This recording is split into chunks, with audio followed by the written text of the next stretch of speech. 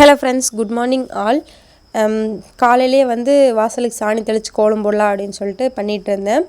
எனக்கு வந்து வாசலுக்கு சாணி தெளித்து கோலம் போட்டு காலையிலேயே வந்து அந்த வேலை செஞ்சுட்டேன்னா தான் என்னோடய மனசு வந்து திருப்தியாக இருக்கும்.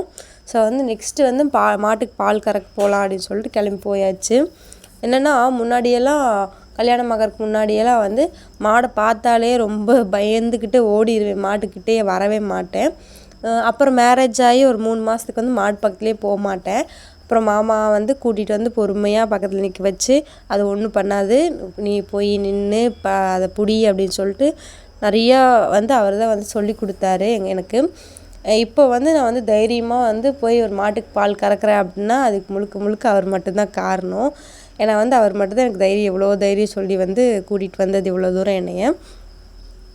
ஸோ வந்து பாலெல்லாம் கறந்து முடிச்சுட்டு பாப்பாவை நானும் பூனைக்குட்டி கூட போய் விளையாடுறதுக்கு போயாச்சு. பூனைக்குட்டி முன்னாடிலாம் வந்துங்க, பூனைக்குட்டி நாய்க்குட்டி இந்த மாடு எதுவுமே வந்து பக்கத்துலேயே வரக்கூடாது, அவ்வளோ ஒரு பயப்படுவேன். எது வந்தாலும் கடிச்சு வச்சுருமோ, புரண்டி வச்சுருமோ, முட்டிடுமோ அப்படின்னு சொல்லி நிறைய பயம் இருக்கும். இப்போவெல்லாம் எந்த பயமும் இல்லை. பாப்பாவை நானும் நல்லாவே அது கூட விளையாண்டு நல்லா செட்டில் ஆகி பழகியாச்சு. என்னென்னா தனியாக தோட்டத்தில் இருக்கிறோம், இத்தனை பெட்ஸ் இருக்கிறனால ஸ்ரீநிதிக்கு வந்து டைம் போகிறதே தெரிய மாட்டேங்குது. ஸோ அவளுக்கும் வந்து ஒரு போர் அடிக்கிற இதே இருக்காது, அதுங்களோட கூட விளையாண்டுக்கிட்டே எல்லாமே அதுங்களோட தான் பண்ணுவாள். அதுங்க தான் வந்து ஃப்ரெண்ட்ஸுன்னு வச்சுக்கலாம்.